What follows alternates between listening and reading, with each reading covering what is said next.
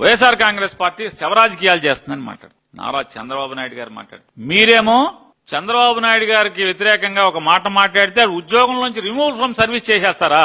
Posting పెడితే మీ దుశ్చర్యలకు వ్యతిరేకంగా Facebook లోనో వాటిలోనో ట్విట్టర్ లోనో దాన్ని లైక్ కొడితేనో దాన్ని సస్పెండ్ చేస్తారా? కోవిడ్ టైంలో బాధ్యతగా ప్రవర్తించాల్సినటువంటి ఒక డాక్టర్ బాధ్యత మరిచి అసత్యాలు మాట్లాడినప్పుడు ప్రభుత్వం చర్యలు తీసుకోదా అంటున్నా. చనిపోయే ముందు మందడం రాముడు గారు మాట్లాడినటువంటి ప్రతి మాట డైయింగ్ డిక్లరేషన్ కింద తీసుకోవాలా తీసుకోక్కర్లేదా అని అడుగుతున్నాను. డైయింగ్ డిక్లరేషన్ కాదా అది? ఏం మాట్లాడాడు? నా పొలం మీరు అడగంగానే నా పొలం ఇచ్చాను, మీరు దాన్ని వాగులో ఇచ్చారని చెప్పి ఆ సిఆర్డీ వాళ్ళకి టైప్ చేసిన వాడికి ఆ సంతకాలు పెట్టినోడికి కూడా పోయే కాలం అనుకుంటా. చనిపోతా మరణ వాంగ్మూలం లాగా మందడం రాముడు గారు నాకు వాగులో స్థలం ఇచ్చారంటే వాగులో ఇవ్వలేదండి. అరే రికార్డు మాట్లాడతావేంటే? వర్షం వస్తే మునిగిపోతుంది ఆ ప్లాట్లు ఇచ్చినవన్నీ. దాన్ని ఏమంటారు? రికార్డులో చెరువున్నోళ్ళని పట్టాలు ఇచ్చినోడు ఎవడున్నాడో చూద్దాం ఏం జరుగుద్దో. గుణశేఖర్ బాబు ఎత్తుకెళ్తాడో చూద్దు కానీ కంగారు ఎందుకు? వాగులో ఇస్తారా?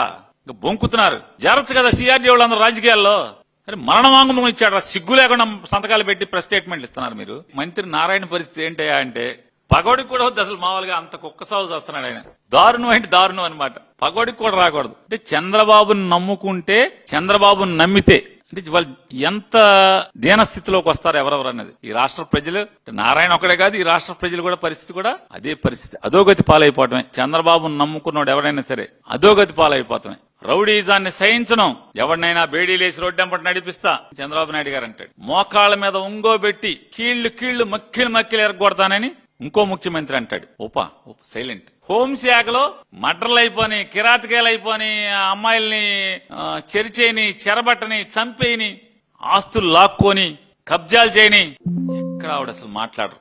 ఈ రాష్ట్రంలో శాంతి భద్రతలు దిగజారిపోతున్న పరిస్థితులు భారతదేశంలో కేంద్ర ప్రభుత్వం చెబుతుంది. ఈ రాష్ట్రం నాశనం అయిపోతుందని. అయినా వారేం మాట్లాడరు. నాకు అంటే నేను అడిగా చాలా మందిని, ఏంటి అసలు హోంశాఖలు వేసి జగన్ ని దూషణ శాఖ ఇచ్చారేంటి ఆవిడికి?